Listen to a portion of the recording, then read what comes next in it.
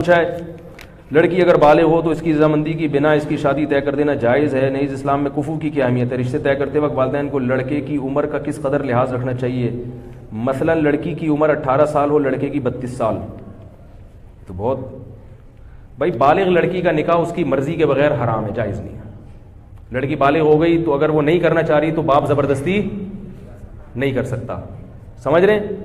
तो ये तो मसला वाज़ेह है बिल्कुल। बाकी कुफू की क्या हैसियत है?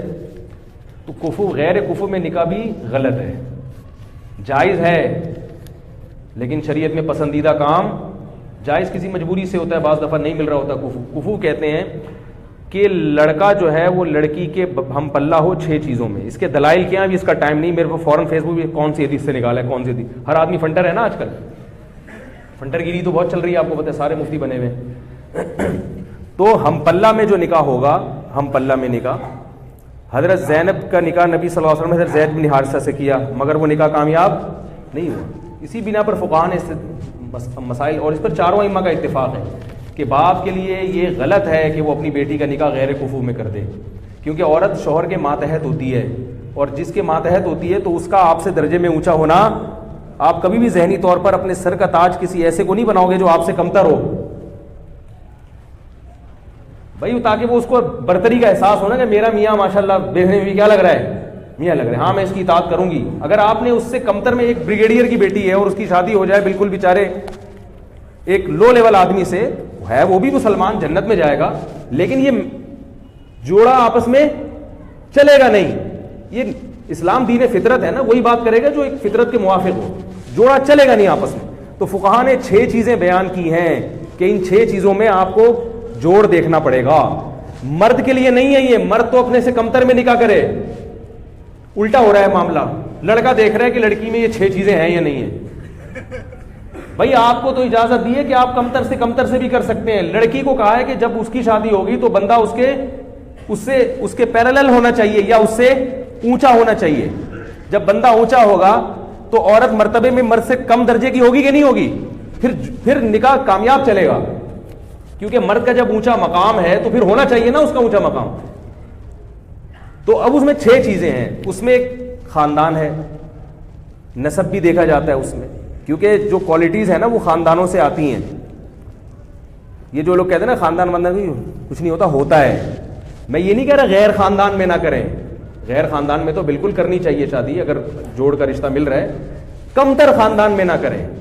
कमतर का मतलब क्या होता है? बास खानदान हरकतों में मशहूर होते हैं, नीच हरकतों की वजह से। यह मतलब नहीं कि उनमें हर आदमी नीच होता है, लेकिन बास खानदान ऐसे होते हैं कि वो हरकतों में क्या होते हैं, बोल लो ना यार, मशहूर होता है कि ये कोई अच्छी फैमिली नहीं, इनके तमीज वाले लोग नहीं है ये, सही है ना। उनमें बास लोग अच्छे भी निकल आते हैं।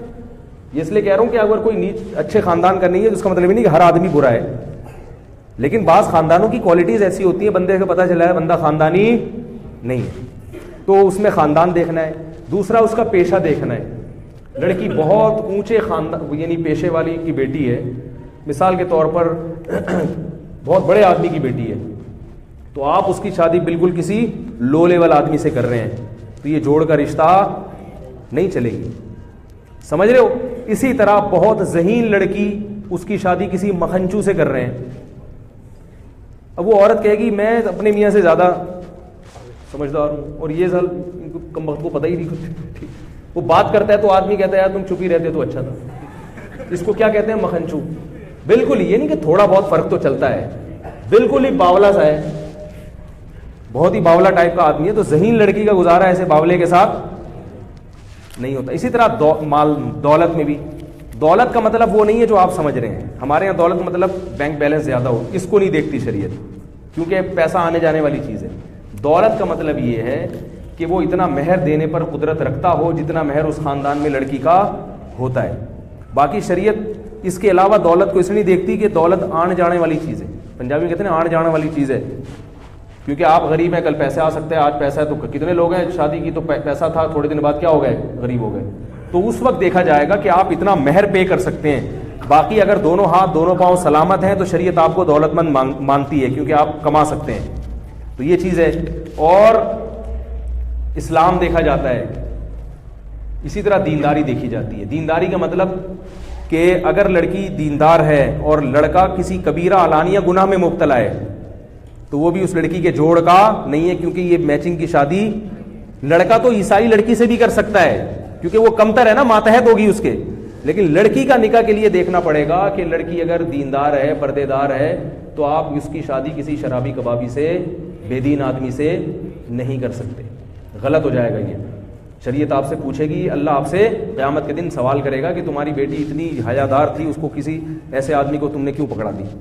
समझ रहे। और एक और चीज़ है, फुक़हा ने बयान की है कि इल्म जिस औरत के पास है, आलिमा है, इल्म दीन है मजबूत, हर बनातुल मदारिस से निकलने वाली बच्चियां आलिमा नहीं होती हैं, पहले ये देखें, मजबूत इल्म दीन है तो फिर गैर आलिम उसका कुफू नहीं आ रही बात। अगर किसी लड़की के पास इल्म दीन है मजबूत, बनात के जो मदारिस से लड़कियां निकल रही हैं ना, उस सबके पास मजबूत इल्म नहीं होता, लेकिन अगर कोई लड़की वाकई सी इस्तेदाद है, अच्छी आलिमा है, तो उसको गैर आलिम से अगर निकाह करेंगे